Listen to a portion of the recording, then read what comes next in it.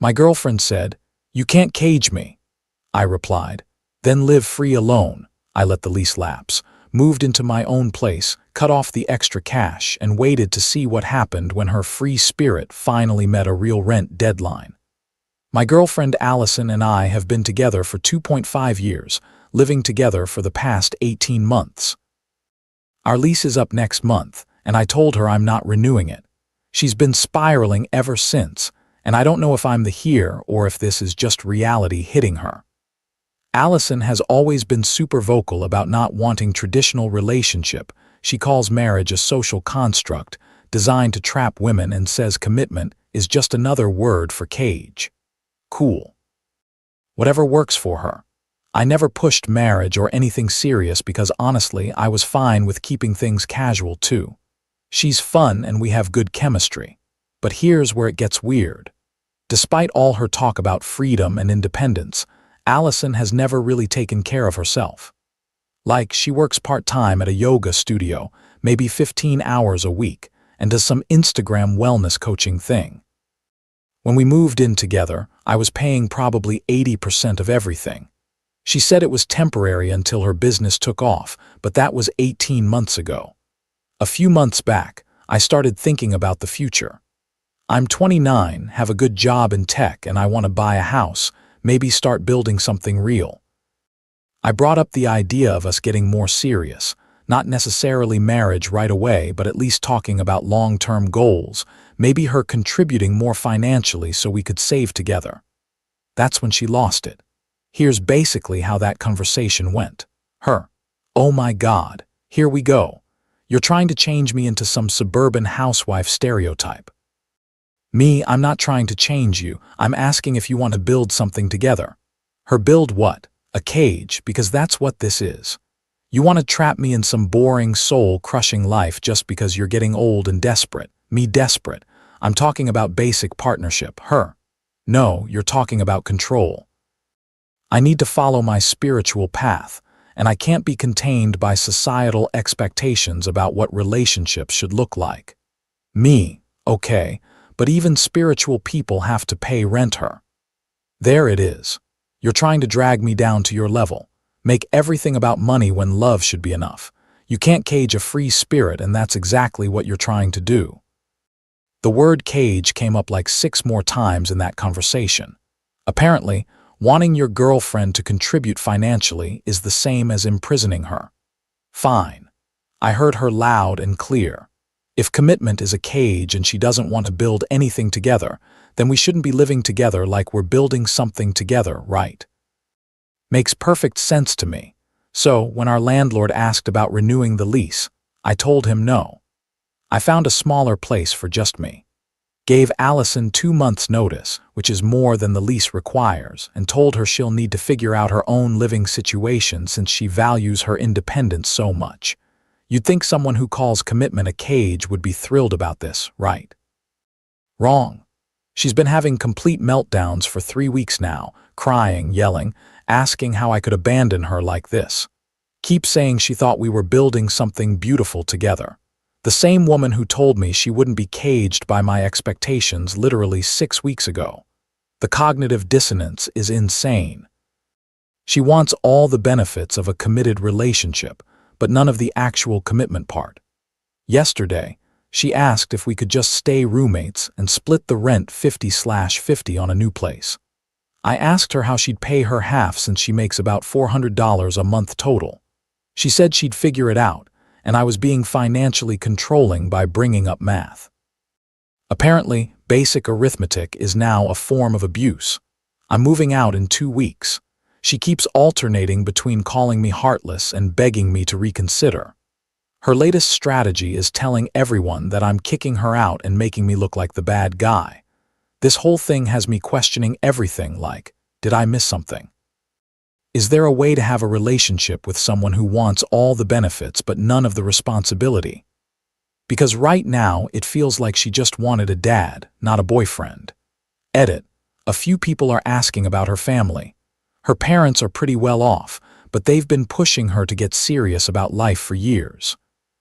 She's been avoiding them lately because they keep asking when she's going to get a real job. I think part of why she moved in with me was to avoid moving back home, for everyone asking why I stayed this long. Honestly, it was comfortable. She's fun when she's not being dramatic, and I guess I thought she'd eventually grow up. Classic mistake, I know. Update 1. Update 1 posted 2 weeks ago first. Thanks to everyone who responded to my original post. Reading all your comments made me realize I wasn't crazy. So, here's what happened after my last post. I thought giving her 2 months' notice was generous, but apparently Allison had convinced herself I was bluffing. She kept acting like nothing was changing. Even started talking about our plans for next month like we weren't splitting up. When I started packing boxes last weekend, reality finally hit her. That's when the real manipulation began. Suddenly, she was the perfect girlfriend, made me breakfast every morning, wanted to have deep conversations about our relationship, kept telling me how much she loved me and couldn't live without me. She even cleaned the apartment, which was shocking since getting her to do dishes was usually like pulling teeth. She kept saying things like, "I know I haven't been the best partner, but I'm ready to change." And I realized now that I was scared of how much I love you. For about 2 days, I almost bought it. She seemed genuinely remorseful and like maybe she was finally ready to be an adult. But then I found out she'd applied for exactly 0 apartments or figure out her living situation. When I asked about it, she said she was focusing on fixing us first because that was more important than logistics. Translation: she was hoping the love bombing would work and she wouldn't have to actually deal with reality. When the girlfriend act didn't work, she pivoted to her spiritual suddenly. Our relationship was divinely guided and breaking up would be going against the universe's plan for us. She started leaving crystals around the apartment and burning sage constantly. She told me she'd had a vision during meditation that we were twin flames meant to help each other grow, and that my wanting to leave was just my ego resisting spiritual evolution. The best part was when she told me that her tarot cards said we were supposed to stay together and work through this. I asked if the cards mentioned anything about her getting a job, and she said I was mocking her spiritual practice and being energetically violent when the spiritual angle failed. She went nuclear on social media. Posted this long Instagram story about how toxic masculinity was destroying our relationship and how I was trying to control her divine feminine energy. Made it sound like I was some abusive monster demanding she become a tradife instead of just asking her to pay her own rent.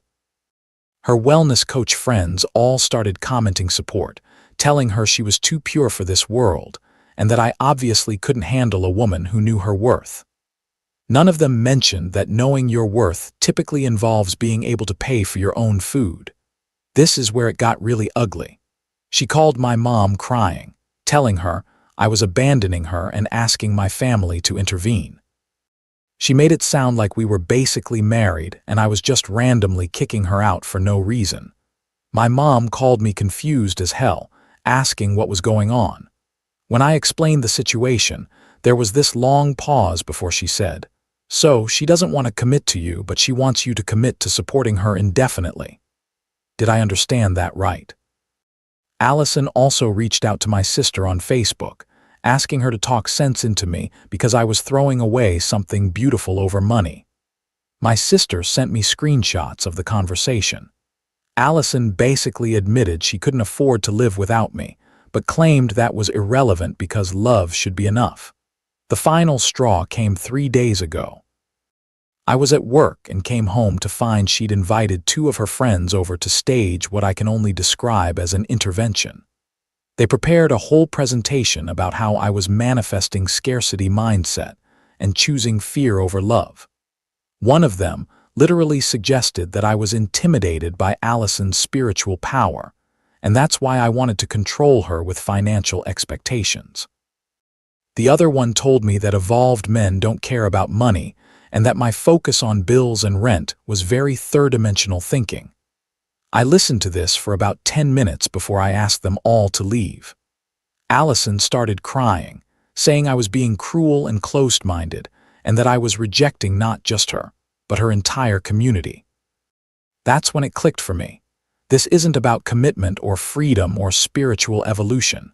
She's built this whole identity around being a free spirit who's above mundane concerns like rent and groceries. But the only way that identity works is if someone else, me, handles all the mundane for her. She doesn't want a partner. She wants a patron. Someone to fund her lifestyle while she plays enlightened guru on Instagram. And when I stopped being willing to play that role, suddenly, I became the villain in her story. I'm moving out this weekend. She's been alternating between begging and raging for the past 3 days. Yesterday, she told me she never really loved me anyway and was just settling because I was safe and boring. Today, she's back to crying and asking how I can destroy what we built together. The thing is, we didn't build anything together. I built a life that happened to include her, while she built an Instagram brand that happened to include me as an unpaid sponsor. I'm done setting myself on fire to keep someone warm who won't even acknowledge that fire is hot. Edit, a bunch of people are asking what she's going to do for housing. As of today, she still hasn't applied for any apartments or reached out to potential roommates. She keeps insisting this is all going to work out because the universe will provide. I guess we'll see how that goes. Update 22. Posted 1 week ago. Jesus Christ, you guys. This week has been absolutely unhinged. I thought I'd seen the worst of Allison's manipulation tactics, but apparently she was just getting warmed up. I'm writing this from my new apartment because I moved out yesterday. So, picking up from where I left off, I'd given Allison multiple reality checks. She tried every manipulation tactic in the book, and she still hadn't made any concrete plans for after I moved out. With 1 week left on our lease, I figured she'd finally start taking action. I was wrong. Last Monday, Allison pulled what I can only describe as her nuclear option. She called her parents. Now, I'd only met them a few times and they always seemed nice, but concerned about her lack of direction. Turns out, she'd been telling them our entire relationship, that I was supporting her dreams, and we were building something together. Her dad called me Tuesday morning. He was polite, but clearly confused, asking if there was anything he could do to help us work things out. I explained the situation as diplomatically as possible, that Allison and I wanted different things. She valued her independence, and I respected that enough to give her complete freedom to pursue her own path. There was this long pause before he said independence. Is that what she's calling it? Then he told me that they'd been supporting her financially for years before she moved in with me, and they'd assumed that arrangement had ended because she'd finally found stability with me. Turns out her parents had been sending her $500 a month this entire time, which she'd never mentioned. So, she was getting money from them and having me pay for everything. When I mentioned this to her later, she said it wasn't really income because it was family money. And besides, she deserved support while building her spiritual business. By Wednesday, Allison had mobilized her entire wellness coach network. I started getting messages from random Instagram accounts telling me I was making a huge mistake and that Allison was one of the most pure souls they'd ever met. A few of them offered to educate me about spiritual partnerships and how evolved relationships work. One woman sent me a 20-minute voice message explaining how my attachment to material security was blocking my heart chakra and preventing me from experiencing true love. The funniest part was when one of her spiritual mentors offered to do a healing session for our relationship. For only $200, she could clear the energetic blocks that were causing our problems. I declined, which apparently made me resistant to growth and healing. Allison was eating this up, posting constantly about how her soul tribe was supporting her through this spiritual attack from someone who couldn't match her vibration. She was positioning herself as some kind of martyr being persecuted for her enlightenment. Thursday was when everything fell apart. I was packing my last boxes when Allison's phone rang. It was her landlord from before we moved in together. Apparently, she'd never paid the final month's rent when she moved out to live with me, and it had been sent to collections. He was calling because the collection agency had finally tracked her down. She owed $1,400 plus fees, and they were threatening to sue. She'd been hiding this debt for over a year, letting it pile up while I paid for everything, and she spent her parents' money on crystals and wellness courses. When she hung up, I asked her about it. That's when she completely lost it. Started screaming about how unfair it was that she had to worry about low vibrational things like debt when she was trying to raise the consciousness of humanity. Said it wasn't her fault that society was built around money instead of love. I pointed out that debt is what happens when you take things without paying for them, and that had nothing to do with consciousness or vibration. She threw a freaking crystal at me, a rose quartz, which would be ironic if it wasn't so insane. Friday was my last day in the apartment, and Allison pulled out her final card. She claimed to be pregnant, said she just found out and we needed to table everything until we figured out what to do about the baby. I asked to see the test. She said she'd thrown it away because she was in shock. I offered to go buy another test so we could confirm. She said that would be traumatic for her, and I was being insensitive to her emotional state. Here's the thing. We haven't slept with each other in 3 weeks, not since this whole drama started. When I pointed that out, she said it must have happened before then, and she was just now showing symptoms. I told her I'd be happy to support her through a pregnancy, but we should probably confirm it with a doctor before making any major decisions. She started crying and saying I didn't believe her, and that my lack of trust was destroying our relationship. By Saturday morning, she dropped the pregnancy thing entirely and was back to begging me not to leave. Yesterday was the actual move. I hired movers and got my stuff out while Allison sat on the couch crying and live streaming herself on Instagram talking about how she was experiencing a spiritual death and rebirth. As I loaded boxes into the truck, her followers were eating it up, sending hearts and supportive comments about how she was releasing what no longer served her and making space for her true soulmate. The cognitive dissonance was incredible. She was simultaneously devastated that I was leaving and pretending it was her choice to let me go. When the movers left with my furniture, the apartment looked completely different. Turns out almost everything had been mine. The couch, the TV, the dining table, most of the kitchen stuff, even the decent bed. She was left with basically a yoga mat, some pillows on the floor, and about 50 crystals. That's when reality really hit her. She called her parents crying, and I could hear her dad on speakerphone asking where she was planning to live. She kept saying she didn't know, and he was getting more frustrated, asking why she hadn't figured this out weeks ago. The call ended with him telling her she could come home, but she'd have to follow their rules. No more spiritual business. Time to get a real job and start acting like an adult. She hung up on him. As I was doing my final walkthrough, she suddenly grabbed my arm. "Wait, please don't do this," she said, tears streaming down her face. "I'll do anything. I'll get a real job. I'll pay half the rent. We can even talk about marriage if that's what you want." I gently pulled my arm free. "Allison, I don't want someone who needs the threat of homelessness to finally consider contributing to a relationship. Partnership should be something you want, not something you'd only do to avoid consequences." Her face crumpled. "You're heartless. You're abandoning me in my darkest hour when I need you most."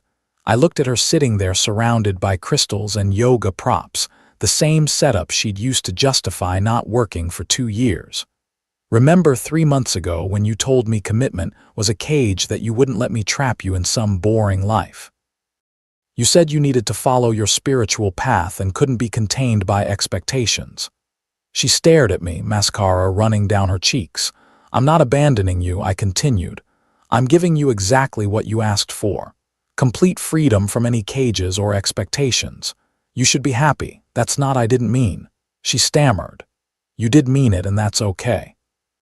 We just want different things." I told her to call if she had a real emergency, but otherwise we were done. She was still crying on her yoga mat surrounded by crystals when I closed the door for the last time. I'm writing this from my new place. It's smaller and costs more than half of what I was paying for our old place, but it's mine. I feel this incredible sense of relief, like I've been holding my breath for months and can finally exhale. Edit. For everyone asking what happened to her, as far as I know, she moved back in with her parents yesterday. Her Instagram has been radio silent since then, which is the longest she's gone without posting in the entire time I've known her. Final update. Update final posted 3 days ago. Hey Reddit. I know a lot of you have been asking for updates, so here's what I hope will be the final chapter of this saga. It's been about 2 weeks since I moved out, and honestly, I feel like a completely different person. First off, living alone is amazing. I forgot what it was like to come home to a clean apartment that stayed clean. No crystals everywhere. No sage burning constantly. No one telling me that my need for organization was blocking my creative flow. I can watch TV without someone explaining how the shows I like are low vibrational. I can eat food I bought without wondering if it'll be there when I get home. The financial relief is incredible too. I'm actually saving money even though my rent is higher. No more surprise charges on my credit card for her essential oils or spiritual courses. Last weekend, I was at a coffee shop near my old neighborhood when I saw Allison with some guy I didn't recognize. They were sitting close together, and she was doing her whole wounded spiritual goddess routine, the same one she'd used on me when we first met. I couldn't hear what she was saying, but I could see her wiping away tears while he looked concerned and protective. She was wearing this flowy white dress that screamed, "I'm too pure for this cruel world," and he was eating it up. Poor bastard had no idea what he was walking into. Later that day, her Instagram was back in full force. Posted a picture of a sunset with some quote about how the universe always provides exactly what you need exactly when you need it. Then another post about divine timing and how when you release what no longer serves you, you make space for your true blessings. The comments were full of her wellness friends congratulating her on calling in her soulmate and manifesting true love.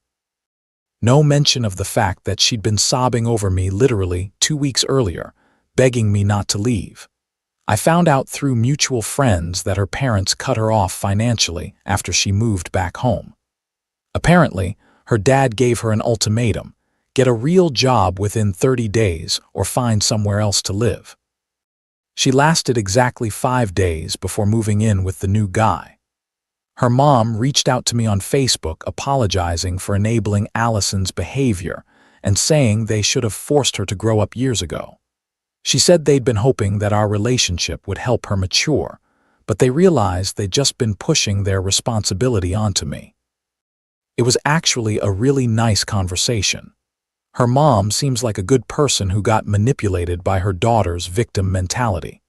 She told me that Allison had been calling them crying, saying I'd stolen 2 years of her life and left her with nothing. When they pointed out that she'd never contributed financially and had actually been supported the entire time, she accused them of taking my side against their own daughter. They're done enabling her, which honestly gives me hope that she'll eventually be forced to grow up. But it'll probably take a few more relationships ending the same way. I'm dating again. And it's amazing how different it feels when someone actually wants to build something with you instead of just taking from you. Had coffee with a woman last week who insisted on paying for her own drink. And it was the sexiest thing I'd experienced in years. Not because of the money, but because it showed she saw me as an equal instead of a resource.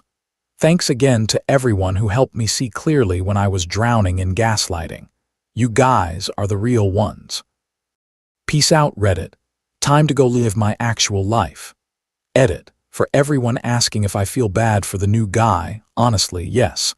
But I also know that trying to warn him would just make me look like the crazy ex and give Allison ammunition to paint me as someone who can't let go.